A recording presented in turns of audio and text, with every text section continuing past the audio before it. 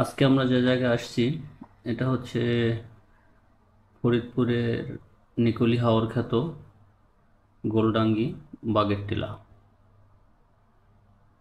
যদি জায়গাটা অনেক সুন্দর, কিন্তু এখন সৌন্দর্য কিছুটা কম, কারণ হচ্ছে এখন হাওরে পানি নেই বললেই চলে, খুব কম। তারপরও প্রাকৃতিক দৃশ্যটা অনেক সুন্দর। এখানে দেখা যায় সরু রাস্তা, গ্রামের ভিতর থেকে দুই দিকে মাঠ ভরা পানি আর পানি। তো দেখার মতো অনেক সুন্দর জায়গা। এখানে আসতে চাইলে সিএমবি ঘাট হয়ে, সিএমবি ঘাট থেকে বাম দিকে রাস্তা আছে, আর একটা রাস্তা আছে।